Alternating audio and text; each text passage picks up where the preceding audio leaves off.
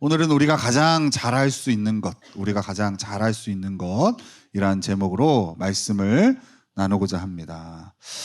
여러분, 재능과 노력 두 개 중에 어떤 게 더 중요할까요? 재능이 중요할까요? 아니면 노력이 더 중요할까요? 그 에디슨의 명언이 있어요. 천재는 1%의 영감과 99%의 노력으로 이루어지는 것이다. 그죠? 에디슨이 그런 말을 했어요. 그러니까 노력이 중요하다는 거죠. 노력이 훨씬 중요하다라는 걸 강조하는 거예요. 어릴 때 토끼와 거북이의 이야기를 여러분 다 들어보셨을 거예요. 그죠? 누가 더 빠르죠? 토끼가 더 빠른데 누가 이기죠? 맞아요. 그죠? 그 이야기를 보면 묵묵히 꾸준히 열심히 노력했던 거북이가 재능이 뛰어난 토끼를 이겨요. 그죠? 그래서 우리는 어릴 때부터 노력이 중요하다. 노력으로 못할 것이 없다. 라는 것들을 배워왔고, 그리고 실제로 열심히 노력하며 살아갑니다. 노력하면 좋은 날이 올 거라고. 노력하면 성공할 거라고 생각하며 우리는 살아왔죠. 근데 제가 커가면서 세상을 알아가면서 진실을 알아버렸어요. 그 진실이 뭐냐면요, 그 어떤 노력도 타고난 사람을 당해낼 수 없다는 거예요. 이거 인정하셔야 됩니다, 여러분. 그죠? 여러분, 어떤 사람은요, 음식에 재능이 있는 사람이 있어요. 이 사람은 절대 미각이야. 딱 맛보면 거기 뭐가 들어있는지 알아. 이거는 배워서 아는 게 아니라 태어날 때부터 그렇게 남들보다 특별하게 지어진 거예요. 그죠? 90년대에 또 2000년대에 우리나라의 한국 프로야구를 아주 그냥 휩쓸었던 인물이 있어요. 누구죠? 누굽니까, 여러분? 이종범이라는 선수예요. 아주 훌륭한 선수들이 많았지만 왜 그런 말 있잖아요. 투수는 선동열, 그 다음에 타자는 이승엽, 야구는 이종범이라는 말이 있을 정도로 이 선수는 바람의 아들이라는 닉네임을 얻을 정도로 진짜 대단한 선수예요. 이 선수는 혼자서 게임을 승리로 이끌어요. 발도 빠르고 또 치는 것도 잘 쳐요. 이게 빠른 선수들은 장타력이 없는데 홈런도 막 30개씩 쳐요. 못할 수비도 너무 잘해. 뭐 이 선수 쪽으로 공이 가면 빠져나갈 틈이 없어요. 최고의 선수죠. 근데 이 선수가 결혼을 해서 아들을 낳았는데 그 아들의 이름이 이정후라는 선수입니다. 여러분, 이 이정후라는 선수는요, 지금 키움이라는 프로팀에서 야구 선수를 하는데 이 선수가 아주 젊은 친구예요. 프로에 데뷔한 지 한 6년 됐나? 한 7년 됐나 했는데 그 아버지의 뒤를 이어서 대한민국 야구의 최고 선수가 되었어요. 이 선수도 못하는 게 없어요. 빠르고 타격도 좋고 수비도 잘하고. 그래서 이 선수는 아마 올 시즌이 끝나면 최고의 무대인 미국 메이저리그에 진출을 할 겁니다. 그러니까 이 아들도 사실은 아버지가 대단한 사람이면 그 어떤 좀 그늘진 면이 아들에게 보일 수밖에 없잖아요. 아무리 열심히 해도 아버지를 뛰어넘을 수 없는 그런 부분들. 근데 이 아들은 이미 아버지와 비교될 정도로 정말 최고의 선수가 되었어요. 우스갯소리로 이런 말이 있어요. 한국 프로야구는 이종범이 망쳤다, 이런 얘기가 있어요. 왜 망쳤는지 알아요? 아들을 하나밖에 안 낳았어. 이 정도 재능이면 아들을 한 5씩 낳아야, 그잖아요. 5이, 한 9은 낳아야 포지션에 하나씩 하면은 뭐 세계 1등 하겠죠. 요번에 우리나라 나가서 예선 탈락했잖아요. 그죠? 과연 우리나라에 수백 명의 프로야구 선수가 있어요. 여러분, 프로야구 가는 게 한 진짜 운동선수, 야구를 하는 선수 중에 1% 정도 가거든요. 1%밖에 못 가요. 제가 알기로는 한 600명 정도가 등록된 프로야구 선수로 알고 있어요. 그러면 실제로 야구를 직업으로 택해서 하겠다고 하는 선수들은 수천 명이에요. 그 중에서 아무리 노력해도 이 이정후 선수를 뛰어넘을 사람이 있을까요? 그죠? 타고난 재능이 아무리 열심히 노력을 해도 이겨내기는 쉽지 않아요. 여러분, 우리 교회도 오셨던 정선우 목사님 기억하시죠? 여러분 이 목사님은 재주가 진짜 많은데 그 재주 중에 하나가 뭐냐면 음악을 진짜 잘해요. 음악을. 우리 교회 동건이처럼 못 다루는 악기가 없어요. 다 피아노도 치고 드럼도 치고 기타도 치고 그런데 이 목사님보다 더 음악적 재능이 뛰어나신 분이 그분 사모님이에요. 그 아내분의 아버님이 목사님이신데, 그러니까 이 정 목사님이 장인어른이죠. 그 집에 제가 한번 갔었거든요. 의성에 목회를 하실 때, 지금 은퇴하셨는데 가면은 편히 자라고 해요. 이제 어디 갔다가 들린 길이라서 그래서 뭐 자고 있는데 아침에 하프 소리가 들려요. 찬송가로 하프 소리가 일어나란 얘기예요. 밥차스게 일어나라고. 그러니까 그렇게 음악적인 어떤 그런 있어요. 그러니까 그 정 목사님의 와이프 사모님은 피아노를 그렇게 또 잘 쳐. 피아노를 기가 막히게 잘 치고, 그리고 그 동생 남동생이 있거든요. 민구라고 있는데 이 친구는 진짜 음악 천재예요.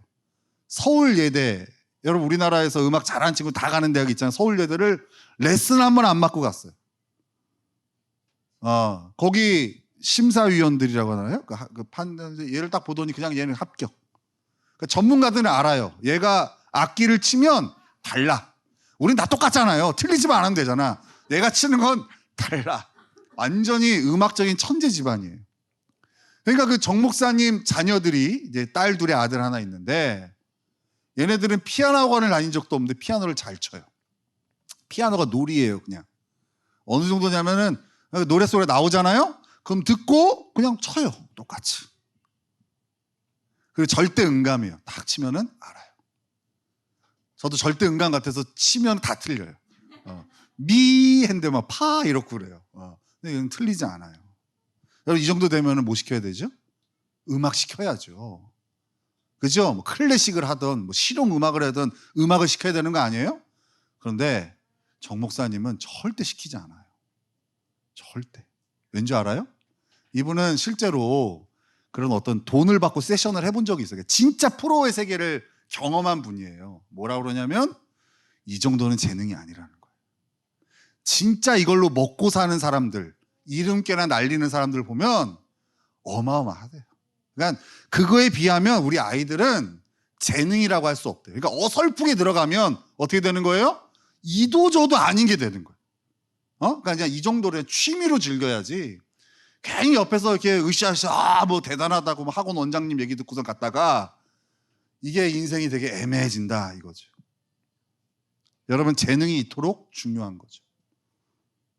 근데 많은 이들이요, 이런 예체능의 영역에서만 재능이 중요하다고 여겨요. 그리고 이 공부라는 영역에 있어서는 여전히 우리는 믿어요. 뭘 믿죠? 재능보다 노력이 중요해 라고 해서 우리 아이들을 닥달하죠. 그죠? 야, 하루에 10시간씩 공부하면 서울대 갈 수 있어. 그러면서 공부를 시킵니다. 그런데 여러분 정승재라는 사람 이름 들어봤어요? 정승재. 이 사람이 우리나라 최고의 수학 강사예요. 최고, 말 그대로 일타 강사. 이 사람이 수학 강의로만 1년에 몇백억을 버는 사람인데, 이 사람이 이런 얘기를 하더라고요. 공부도 재능이라는 거예요. 운동, 음악도 타고난 사람이 잘하듯이 공부도 타고난 사람이 잘한다는 거예요.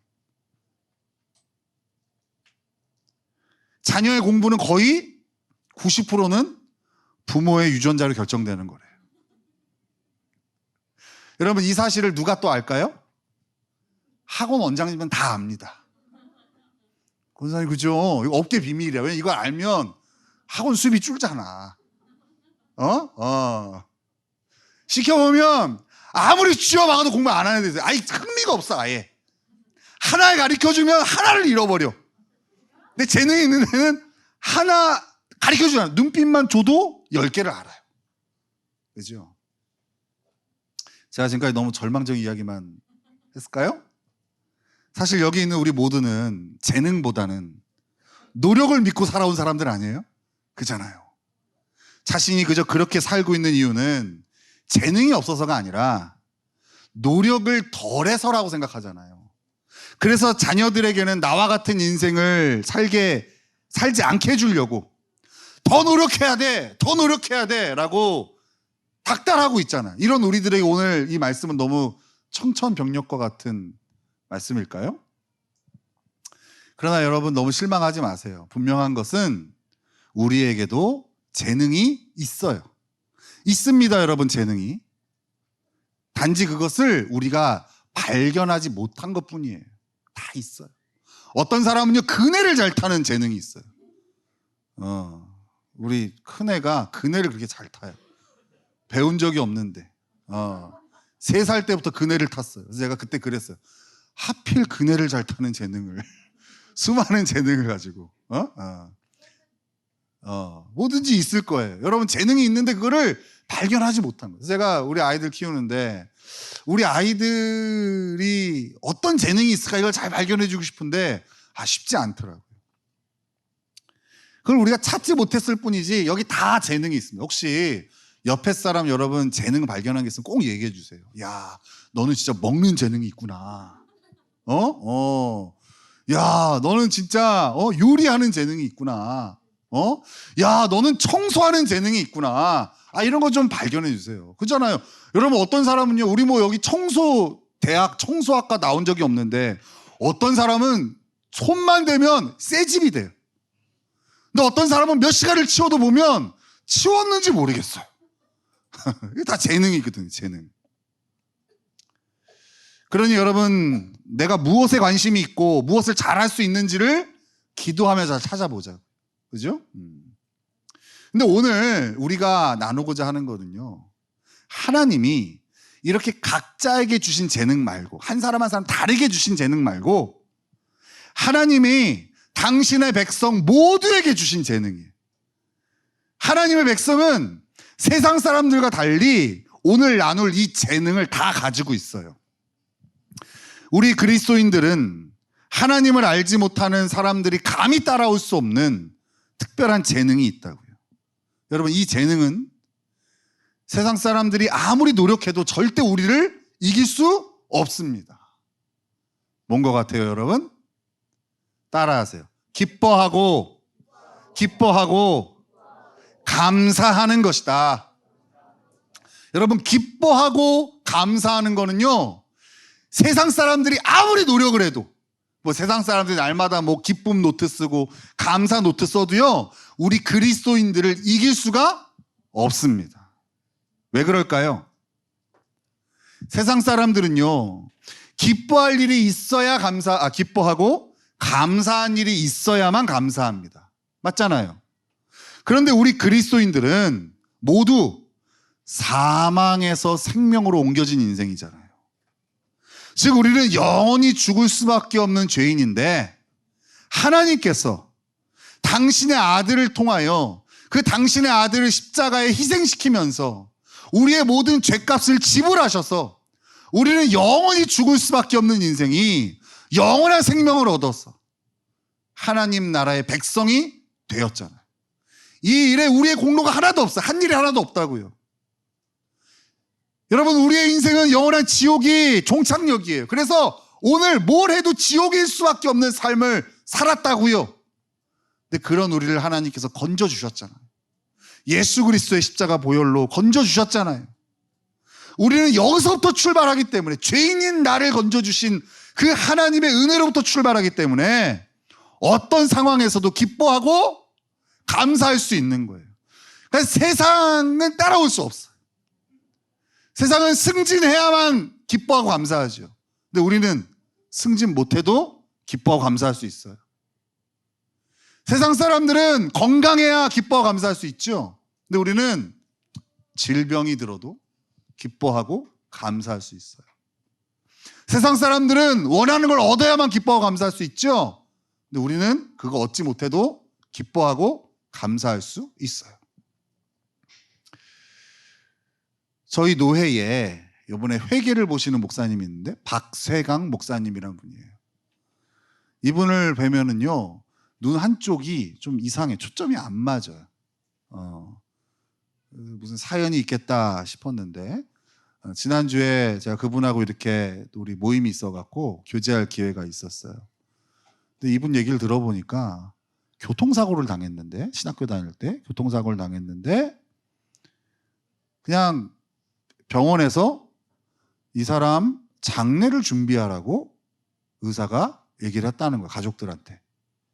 그리고 그 의사가 뭐 써주는 게 있대요. 그게 바로 뭐냐면 이 사람의 어떤 뭐 이렇게 지금 뭐 상해 정도인데 그게 89% 이상이 되어지면 사망이래요. 그냥 사망 판정이래요. 그게 법적으로. 그러니까 보험업계에서는 그게 80 몇 프로 나오면 이제 살아날 가망이 없으니까 사망 보험금이 지급되는 퍼센트가 89%인데 이분은 의사가 94%로 그 적은 거예요. 그러니까 이 사람은 죽은 거예요. 그냥 다 소망을 그냥 놓친 채로 그냥 이 사람은 끝난 거예요. 그 사고로 인해서 다 끝난 인생이에요. 그래서 실제로 자기는 사망보험금을 받았대요. 보험회사로도 사망보험금 지급됐대요. 그 퍼센트가 뜨면 바로 사망보험금 지급이래요. 받은 거예요. 그래서 난 처음 봤어요. 사망보험금을 지급받은 유가족은 본 적이 있는데 사망보험금을 받은 당사자는 처음 봤어요. 놀랍지 않습니까? 그죠? 받으셨어요. 근데 이분이요, 깨어난 거예요. 이분은 딱 이렇게 얘기해요. 하나님이 살려주셨대. 하나님이 살려주셨어요. 뭐 다른 얘기를 설명할 게 없으니 하나님이 살려주신 거예요. 살려주셨는데 온몸의 뼈가 아슬하게 이게 이제 박살이 나가지고 자기 손가락 발가락 하나 움직일 수 없는 상황이에요.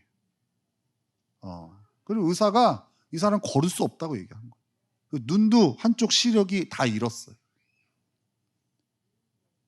근데 기적적으로 깨어나가지고 그나마 그래도 목발이라도 짚고 다닐 수 있게 재활훈련이라는 걸 하는데 진짜 여기서 여기까지 발 하나 뛰는 게 하루 종일 걸린대요. 그래서 이 사람이 그냥 이분이 하루에 10시간씩 운동하시던 분이거든요. 막 등산할 때도 막 납댐이라고 하나? 뭐 납 같은 거 차고 몇 킬로씩 짊어지고 등산을 가시는 대단한 분이에요.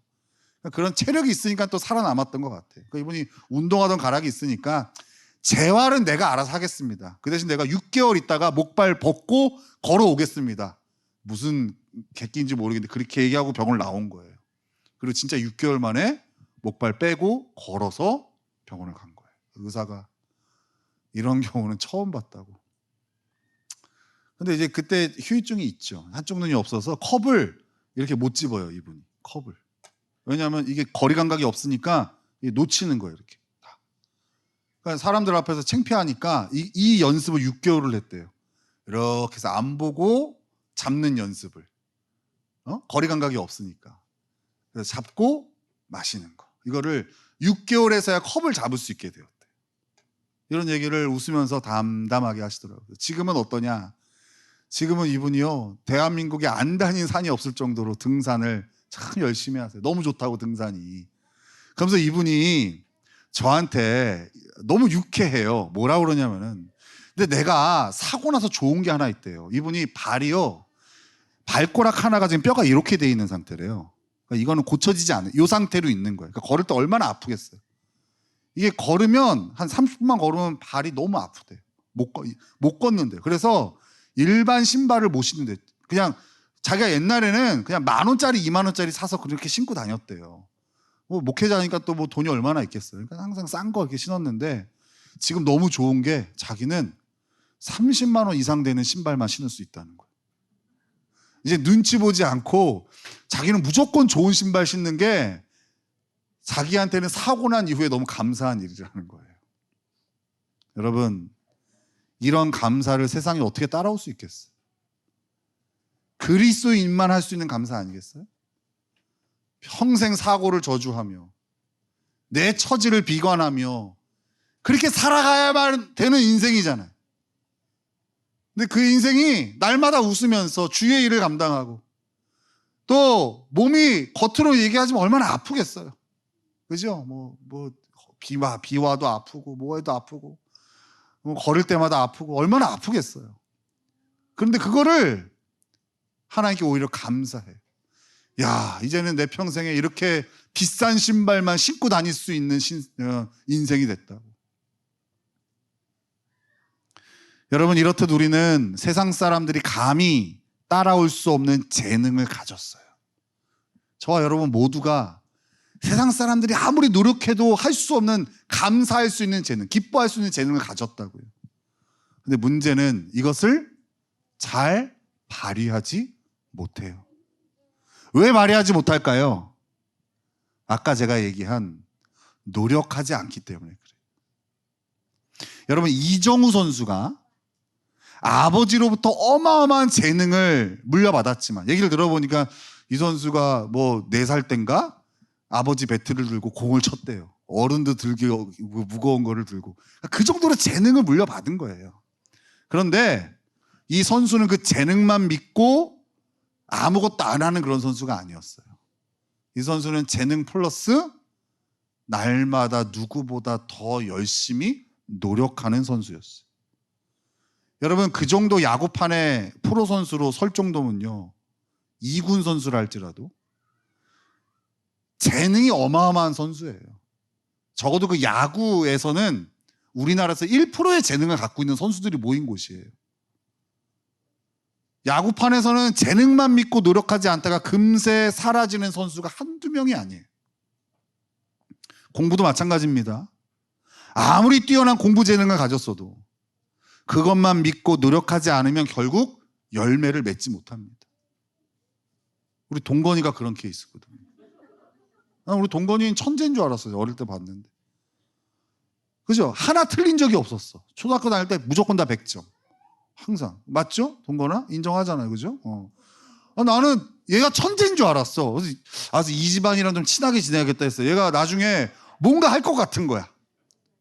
근데 중학생이 딱 됐는데 그때부터 우리 동건이가 정말 노력을 버리더라고요. 그러니까 노력하지 않고 어떻게 하면 얻을 수 있을까를 연구하는 사람이 되었어요. 그래서 지금은 아주 평범한 그런 친구가 되었죠. 아무리 뛰어난 재능을 가져도 여러분, 노력하지 않으면 열매 맺지 못합니다.